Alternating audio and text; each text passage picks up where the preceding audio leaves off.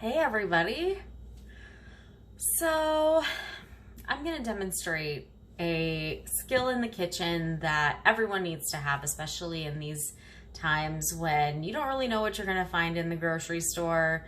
And a lot of times you can find whole things that are not cut up into pieces, but you can't find the pieces. Like, for example, you might be able to find a really big chuck steak, but you won't be able to find ground meat. In the same vein, you might be able to find a whole chicken, but maybe not chicken breasts or chicken thighs or drumsticks or whatever part of the chicken you actually like and want to buy. So what I'm going to do is show you how to fabricate a chicken. I'm trying not to use that word because it's a really chefy word, but fabricate just to break down a chicken. I personally don't go super fast. I try to slow down and actually respect the ingredient. But I've seen chefs that can break down 10 chickens in a minute. That's not me. So I'm going to show you really slow the way that I was taught how to do it in culinary school so that you can have this tool in your toolbox next time you go to the grocery store and by the grace of God, you see a chicken and you're like, okay, I really want to have chicken tonight. But I don't know how to break it down. So here's how to break it down. Saving the best meat, getting everything you possibly can from the carcass of the chicken. And out of this, you can make, it depends on how you use it. You can make 2 to 3 meals out of one chicken instead of one meal and roasting the whole thing. Or you can grind the meat and debone the entire chicken if you're feeling frisky, and you can get, 5 or 6 meals out of it. So you can stretch it any way that you can. So let's start.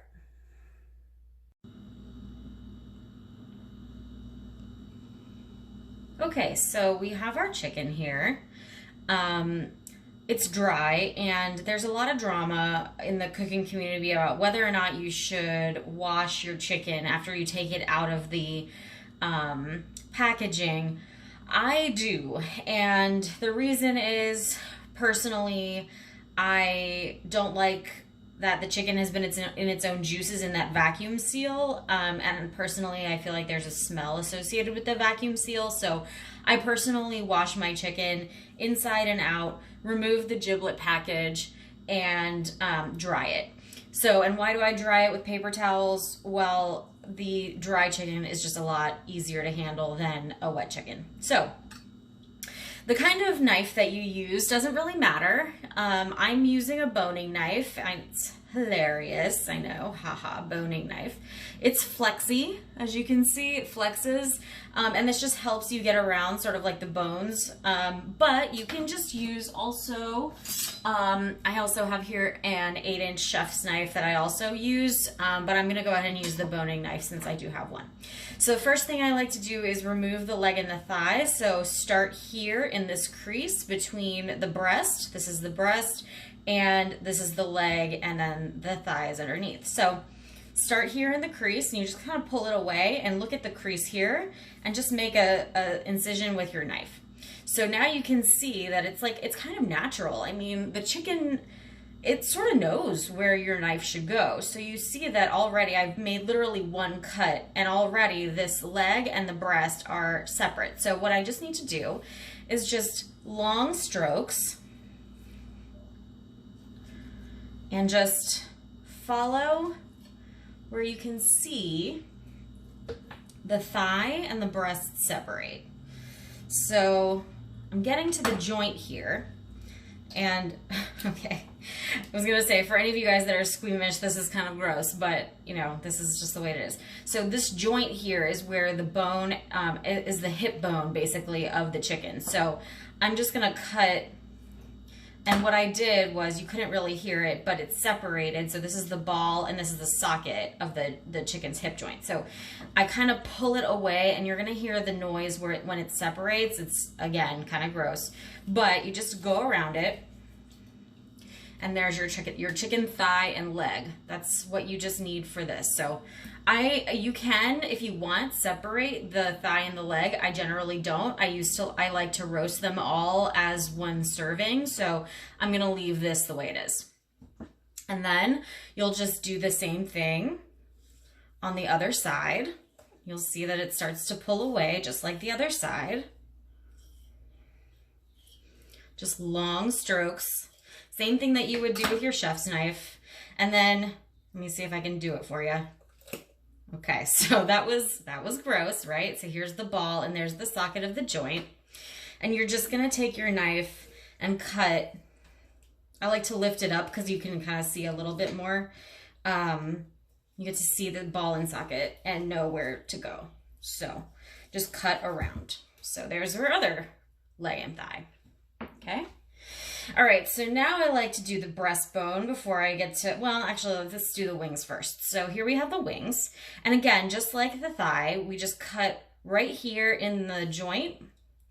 And with the wings, it gets a little tricky because this joint is a little bit tighter than the ball and socket of the, of the leg. I lost my train of thought for a second. So I like to cut around it and just sort of expose what's going on down here. And then as needed,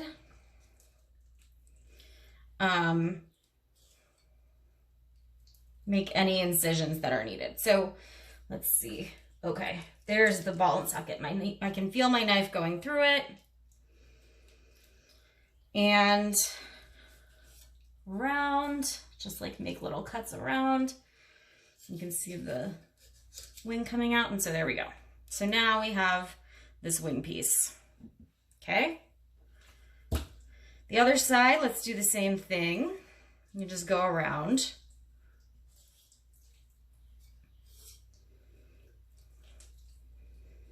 And why do we make like long cuts like this? Well, the real answer is that the longer of cuts you make with your knife, like you might want to saw it like I'm doing right there, but I really encourage you to just make these long strokes, because the more that you saw at it, the more you're going to rip the meat, and you really want the meat to be nice and intact by the time you're done here. So we have our two wings. Now what we're left with is the hull, basically, of this chicken, which is the two breasts. So this is a nice Publix chicken. It's a nice fattened up chicken, so it has big breasts. These are double D's. So what I'm going to do right now is find the breastbone, which is right down here. So this is actually, I'm going to flip this over. This is how the chicken is. When you flip it over, this is actually the chicken upside down. So I'm gonna just start with the breastbone here, try to feel for it. And then as close as I can, I'm gonna make this really long cut and try to get on one side of the breastbone. So just with long strokes of the knife on one side of the breastbone and follow it with your fingers. So you'll go down and just sort of pull the breast meat away from the rib cage. You can see there how that's happening. So as we go down, eventually it's gonna get to the point where I can just cut the breast away. So there's my breast. There's one. And you can see it's not perfect here. There is some breast left here, but that's okay because I'm going to use the carcass here for some stock or some soup. So I'll be able to get that away as well. So I'm just going to keep going on this side. Just pull the meat away from the rib cage.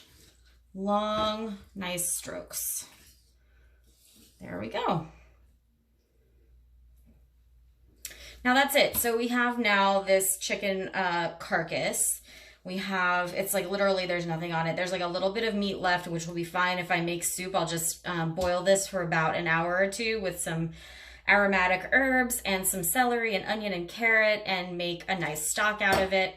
And then I'll pull off the meat and use that for the soup. And then over here, you can see now that we have our chicken pieces, and they're all skin on.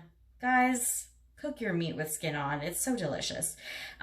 We have 2 thighs, 2 leg quarters, 2 wings, and 2 breasts. So at this point, you could debone the rest of this and cut up the breasts and grind it if you wanted for ground chicken. Or, you know, I like to do usually the leg quarters for one meal and then the breasts and wings for another meal. So I hope that is helpful. I hope you enjoyed it. I know it was a little graphic, but I hope it'll help you in these times when it's really tough to find the kinds of meats in the grocery store that you normally can find, and you can do this at home.